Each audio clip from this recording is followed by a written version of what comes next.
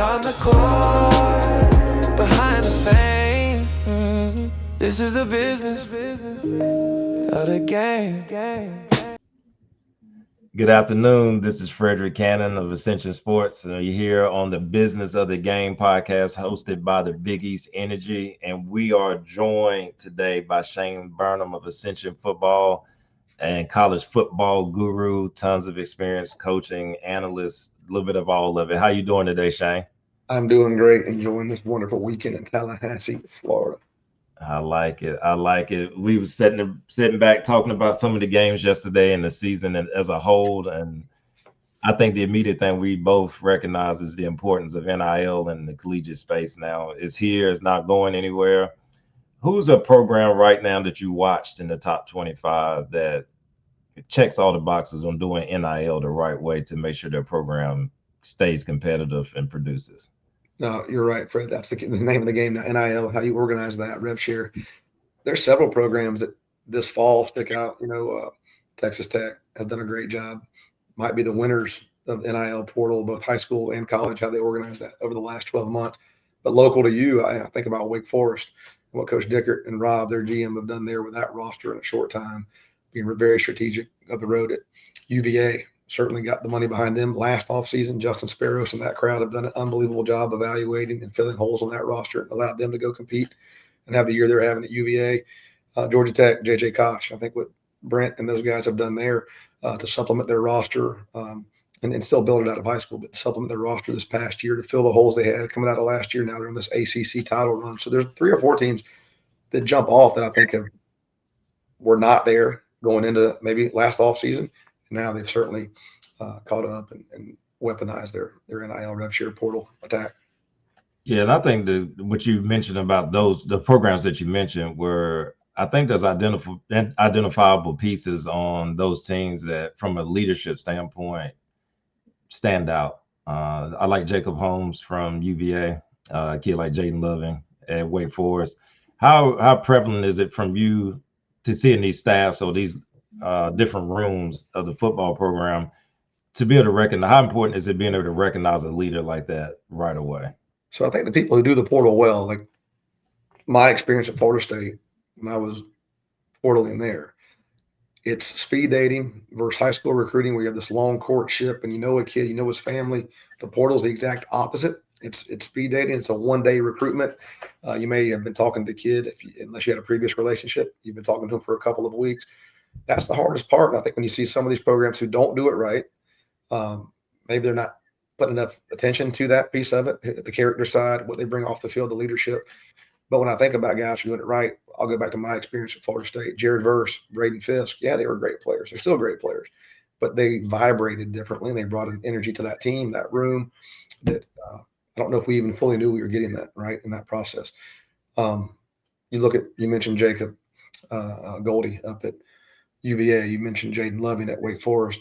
I think where those teams won, Fred, they brought not only talented kids, but they figured out that other piece you're talking about, the leadership, what they bring to the room, much like we talked about with Braden and Jared. I think those kids do that. So if you're doing the portal right, yeah, you're finding talented players, but the nuance in the portal, if you're a GM or a staff, is still trying to suss out what you're getting when they're away from you, what kind of leadership they bring to the program. And that's really hard to do. But the people who do it well, the people who are figuring that out, that's what you're seeing. And I think there's a systematic approach, how you do it inside your building, or there's not. And the people who have that systematic approach, are really invested in the process. And that way, I think, get ahead. No, absolutely. I think the cool thing about NIL, though, from somebody that's outside looking in, it really feels like fantasy football. You could be hit or miss based on the production. I mean, you draft a guy to your fantasy roster based off what he did last year, but it doesn't always translate to the following year. But I think for fan bases, it provides hope to a program. If the season didn't go as well as you thought, you automatically think, well, the portal's coming up, here's a new start. I think about Coach Franklin coming to Virginia Tech, the hope that Bill Belichick brought to UNC. What do programs like that have to do now to get a head start on next year's season? So I think whether it's James Franklin or even a staff like Bill and Belichick, who went through that entire 70 guys between high school and portal last year, Again, I think the key is retention. So a little bit easier maybe for James Franklin at Virginia Tech because he's in ahead of the season, worked out there well for their timing. But whether it's Bill, whether it's James, all these staffs, the most important thing as soon as the season ends, they got to get the GMs, all these coaches, they get the kids that played and produced that you talked about. We got to keep them from walking out the door, and we know their warts. We know what they do. We know them better than anything else we're going to go find, and it's cheaper to keep her. That's the truth. It's cheaper to keep her in the portal. To retain, you're going to pay less, and you have more of a known. So they got to do that right now. Then they got to shed their the guys that aren't there. That means I'm going to call you in. We're not going to pay you as much. I'm going to call you in and encourage you to transfer. So there's more shedding of a roster than there's ever been because of the portal. So it works both ways. But retain, shed, and now we're trying to evaluate the last 2 weeks of December. What can we bring out of the portal and fill these holes? And again, who's targeted with that, both from an evaluation, because not everybody evaluates the same. Some people see it better. So, that key to get the evaluation right on the field first. And then organized to get the character piece second. So that's what they got to be doing these next 4 weeks. The portal opens January 2. And as you know, it's just a wild, wild west. Now it's a race to get them on your campus first. So once we exit December and we go into January, all these GMs are in a race. How real is it that I can get this guy on campus first? Because you can sign the minute you get there. It's not a signing day in the portal. So that's what's exactly next for all these guys in the next 5-6 weeks. Yeah, and I think even with the new ruling, some type of ruling is going to take place in December. Nobody really knows how that's going to go. I hope it goes through for a lot of these kids, and to be honest, for the coaching staffs. I think if you could bring back a guy for a 5th year, it immediately makes a lot of these programs have a lot more stability than before. But I also think for those kids, I think there was some stuff lost between COVID and transfer portal. There were a lot of changes. So for me on the outside looking in for all sports, I think the kids should have some type of leniency on getting this extra year. But looking at that, as these changes continuously occur, how important is it to have a really good GM associated with your program with all these changes taking place?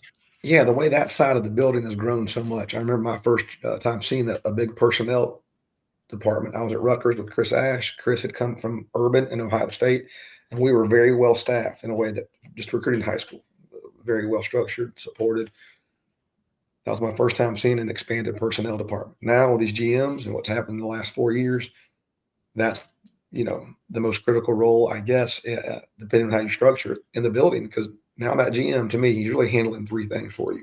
He does all your college, scouting. So you're trying to find out what's in the portal. He's got to head that up and make sure that people underneath him are organized in a way to be effective. You have high school recruiting. That's a whole other lane. That's the draft. How do we, run that? There's on-campus recruiting where that GM needs to be heavily involved and how all that feels and structured. You're in-house. And then the 4th piece, I guess, would be certainly the roster management of the dollars and cents and who you value and how you value. And so it's a huge role. And then I think whether you sit at the right hand of the head coach and you get Trump over personnel decisions over coaches like you see in some NFL, that's starting to happen. So if you structure it that way and you're taking some of the evaluation off the coaches, that guy better be damn good at what he's doing. In other structures, you see the coaches still trump the GM, but the GM organizes everything the way that I was talking about. So huge role in how you want to structure that. And I think the people part there, Fred, is, there's the things we're talking about organizationally, getting that done with the staff. There's also that GM is sitting across from you and me as a kid, as an 18 to 22-year-old kid, and maybe their family or their representative. And they're having these really, I'd say, emotional conversations because these kids get emotional sitting down about their futures and what they think they should be valued. And I think a GM's role now, beyond the 4 things we just talked about, is how you handle those interpersonal relationships, how a kid walks out of that room, how he feels at the end of that conversation, whether he got what he wanted or it went a different direction. There's still a certain way you have to talk to people. And I think that's the piece that people miss on, just like they miss on the character side in recruiting. I think some of these GMs miss on their interpersonal relationships because I hear these kids talk and but it's a much more expanded side of the building now. It's a huge role and a lot of guys are excelling in it like we talked about, but then you see a lot of guys who don't know what they're doing. No, absolutely. I think obviously being more focused on the basketball side of things, having a little more insight. I always brag on Rachel Baker at Duke. I think she does a phenomenal job of balancing everything that you just listed. I think she's definitely an asset to the staff as far as communicating what the culture of the program is going to be, while also maximizing every dollar NIL that goes out. For a program that big, the type of history and expectation, I feel like they do a great job of year in year out replacing first round draft picks. You lose a Cooper Flag, you bring in Cam Boozer. Like it's just plug and play. Like they do a great job of, not to say the kids are necessarily equal, but on paper with the expectations, those guys fill a lot of the void in their program.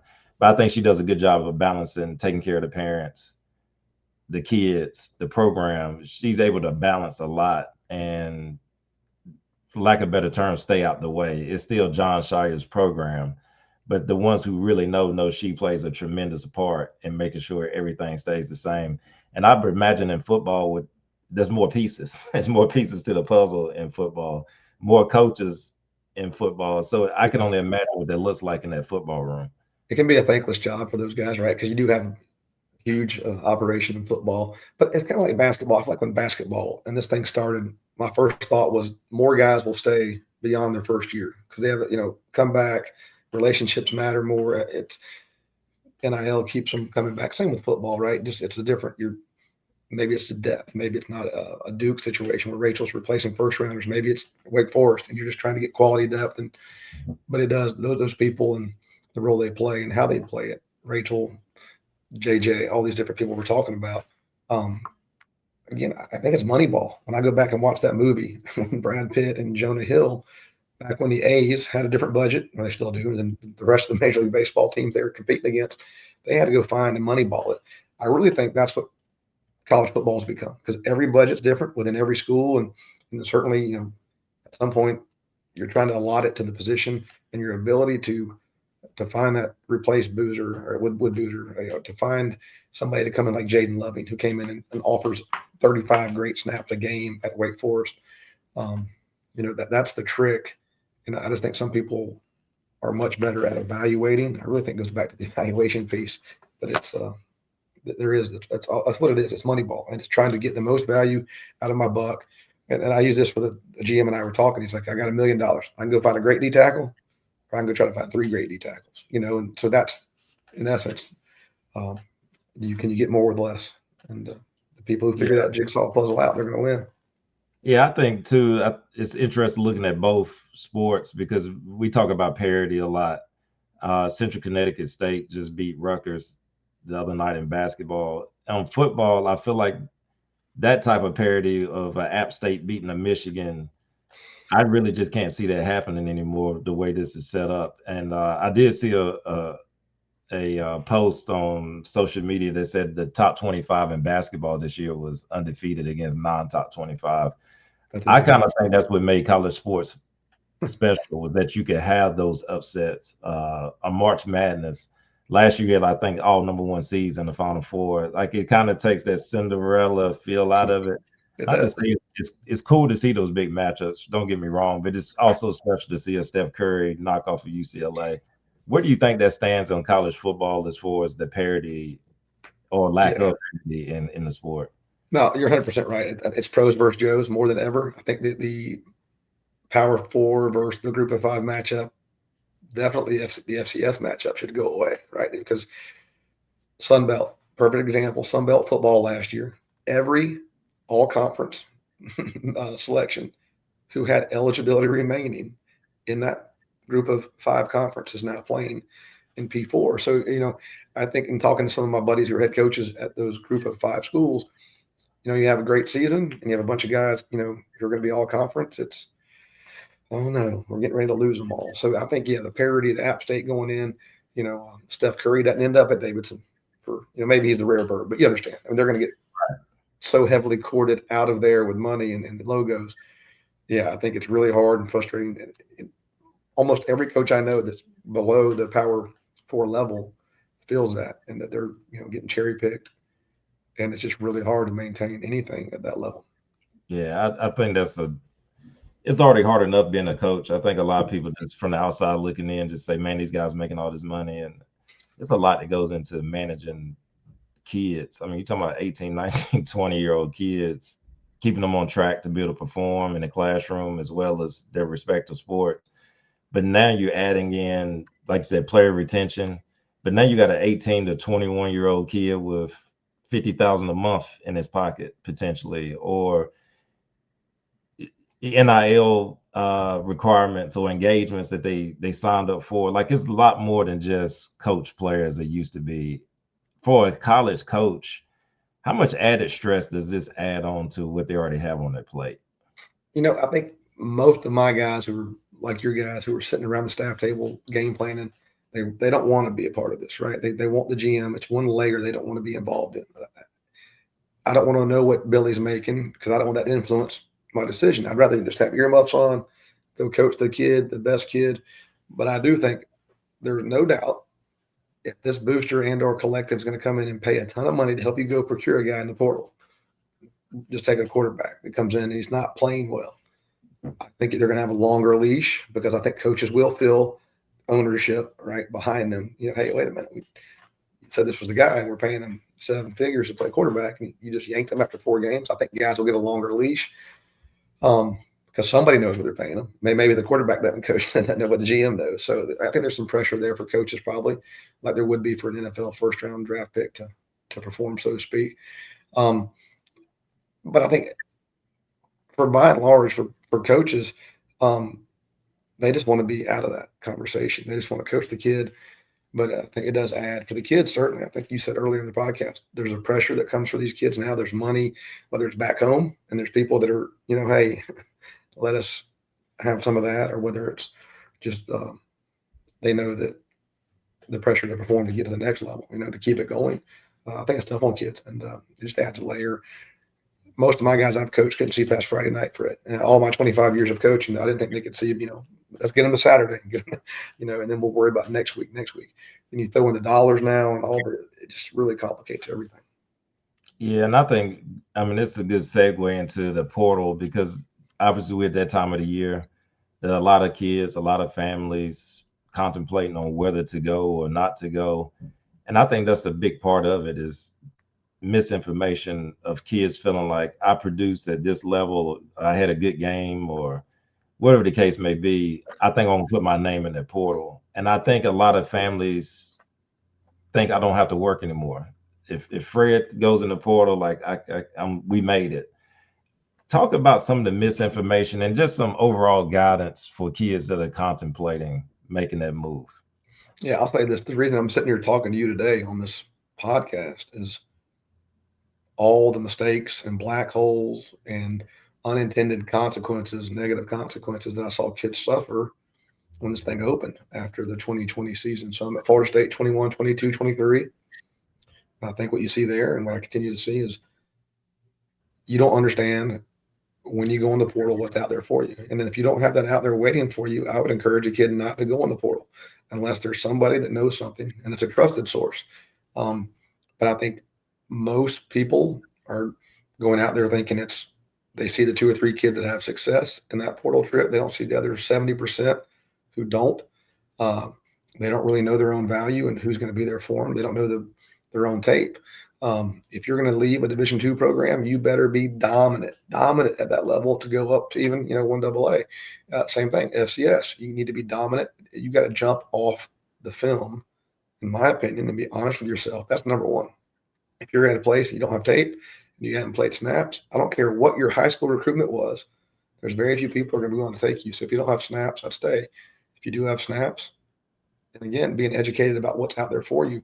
When you make these moves in the portal, the mistakes I see kids make, logos and money, first 2 things they chase. Same thing, they made a mistake probably out of high school where you see a lot of kids, they don't worry about fit, but they take that's the first 2 mistakes I see again in the portal recruitment. To me, it's about snaps. Can you hear me, Fred? Yeah, it's about snaps. It's about scheme fit.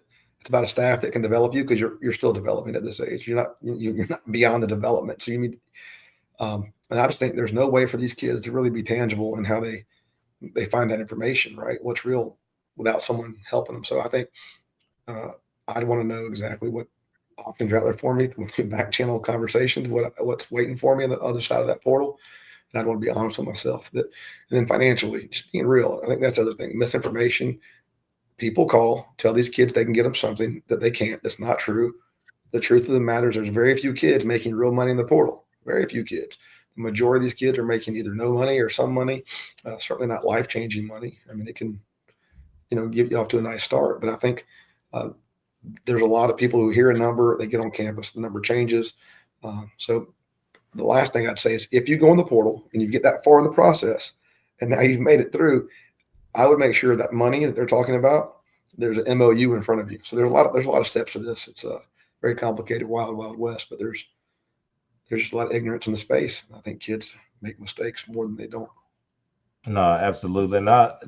I don't think that's sports specific. Basketball, football, whatever the case may be, the numbers are the numbers, and the production is production. If I'm expecting a certain number, I need to see what that guy did from a production standpoint to earn that money. And I think that part of the process gets skipped. But I think the biggest thing for me is I think kids are replacing the fun parts of college with the distraction of the money. And I think there's something to being with your teammates, winning those games. And from a basketball standpoint, you do play in Carolina, like there's still a pride in that. If you football and it's Alabama, Auburn, or whoever the case may be, like this, love the game enough that I appreciate the moment.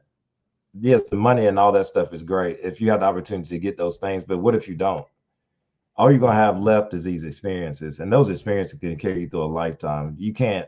There's people that would pay for your experience, and I think a lot of times kids think everybody's having this experience. I want kids and families to understand, like, once you say you successfully navigate the portal, and now you're at this higher level, appreciate it. Everything that comes with it, the time in the locker rooms, you flying on a private plane now to get to these games. Like, enjoy all of those things first. Graduate. If they do pass this additional route, you got a chance to work on your masters or complete your masters. I think if we put those things kind of in the forefront and kind of let those be the main thing. I think if you're talented enough, especially in football, you 3 years anyway. Like you're there. Basketball is a little more pressing because if I play good enough, I might be a first round draft pick at 19 years old. But still understanding that you never get that collegiate experience again. I have kids, Jace Richardson, drafted by the Orlando Magic. He's a professional now, first round draft pick. But when I look back to last year, you making this run with Michigan State, like there's a feeling in that you can't replace. And I think a lot of times I would tell families, like, unless there's a dire need financially and there's an opportunity that presents itself to, take care of that need, then obviously do that. But if it's not that, value the experience that you're going to have at your current school. If you love your coach, love your program, love your teammates, love competing, then let that be the main thing. What's your thoughts around that? 100%. We had several kids that last year in the portal process had a chance to leave, maybe and pursue a different school. And at the end of the day, I think the only reason they would have done that was for the finances, right? And at the end of the day, that wasn't enough for all the things you're talking about. Yeah, you get one chance at this. These relationships hopefully will carry you forever. The guys you play with, the boosters you're able to align yourself with. So if you're a kid, let's say, I'll make up a school. If you're a kid at Wake Forest, and maybe you have a chance to go get a Wake Forest degree, you're rebuilding this program with Coach Dickert. There's all these great feelings. You got an alumni base that you can tap into, and those are big picture things you should think about. There's a great feel about what you did while you were there. As opposed to going somewhere and you transfer and you make a couple $100,000 more, but all those other things you're talking about are not there. That brotherhood. So yeah, I think the money should be the last box these guys check. It should be a football or basketball decision first. But in every way, you got to evaluate all those things. And I think when we put our kids back where we put them, we felt the football, they were being developed. There was a scheme. Again, all the things we start with in the process were already there. So that last box, let's just go make it better for you at your current school if we can, but let's don't leave. But again, I think wherever you go, there you are. And people don't realize that. I think some guys think when they move, everything's going to change, and it's not. I mean, everything comes with you when you go somewhere. But yeah, it's been amazing to watch this thing play out and how the kids make decisions, how they navigate it. Sometimes, again, I think it's short-sighted, but No, no question. I agree with you. Yeah, no question. And obviously, we're on the Big East network, and one of the things on the basketball side of things, when I look at a conference like the Big East, it's a special because you're not competing with football for the top players, and I think for the programs within the Big East, I mean, obviously you look at the UConns and programs like that are super established. They got tradition already. But now you also can say, look, we're basketball centric and we're good at it. We have recent dominance. You know, there's a lot of representation from the Big East over the last couple of years in the NCAA tournament, making runs. I think that business side of things, a lot of the players, their families don't think about that. I think they just assume I'm a talented player. I can go to whatever school and it's going to be this experience. Playing in Madison Square Garden for a Big East tournament is a different experience than playing in another conference. Right. And I think those are the things that those kids, selected kids, have the option to choose what my experience is going to be. I think that's a tremendous advantage to an NIL standpoint. I can get paid to go play in the Madison Square Garden in a big time game. Like, I don't know how else you could line that up. Or if I'm a football kid and I get a chance to go to Ohio State and I know I'm going to be playing Big Ten and I'm playing against some of the top programs every week and it's, 100,000, 200,000 people at the games, getting paid to live out a dream is a pretty amazing feeling. But for the ones who don't necessarily get the monetary that value that they think they should get, those experiences are still 1 in a million. And I think that's the biggest thing I want to stress as we continue our series, business of the game. It's kind of help bring back that realization to these kids. Like, you're living the dreams of a lot of kids to be playing at the collegiate level. Like, you can't take that for granted. And the other side of that is one injury could take this away from you. So don't take it for granted. And I see so much when I was at Florida State, I call it pocket watching. Again, you're so envious of your neighbor. And even though you're doing well, you don't think you're doing well as a young kid because you hear the other guy talking. Yeah, you're blessed. I mean, at the end of the day, you said the main thing's the main thing. Get your education. You said that about 30 minutes ago, and you're right. And if we can do the other stuff and chase the NFL and NBA dream while we do it, but it is unique that you can do both now. You can go and you can chase that dream and be really strategic about it, and then at the same time make a good living and create all these memories. It's a really neat time. At the end of the day, though, again, just blessed to be in this opportunity that these guys are in, that very few people are, and it's really fun to watch. That for years, our guys couldn't take advantage of this. They were stuck somewhere. They couldn't portal. They couldn't make money, and really everybody was making money off of them, and coaches were portaling. So I'm just glad that at the end of the day, these kids have choices. Hopefully, again, educated choices is what you want, but it gives guys options to either maximize what they're doing well or, restart if things aren't going well. So, but again, end of the day, for educated choices, that's the thing to me. Absolutely. And I just let the audience know, this is what me and Coach Shane will be doing once a week, is breaking down the business of the game, and it's covering everything from football to basketball, NIL, rule changes, a lot of stuff that kind of fall between the cracks, but definitely play a huge impact on how college athletics are shaped. And we'll be bringing this information to you weekly. And we look forward, excited about joining the Big East Energy Network. This is a tremendous opportunity for us. And if you want to follow us more, you can find us on Ascension Sports Management on Instagram, Twitter, all that good stuff. Coach Shane Burnham on social media platforms, and Coach Cannon on social media platforms. But we look forward to bring you an insight or behind the scenes of the business of the game for collegiate athletics weekly moving forward. Shane, I want to say thank you for joining me today. Hope you guys learned something. And until next week, we're logging out. Contracts, culture, power at play, where athletes shape the world every day. From hardwood dreams to the deals they claim. Every move, every check, every name. Beyond the court, behind the fame. This is the business of the game.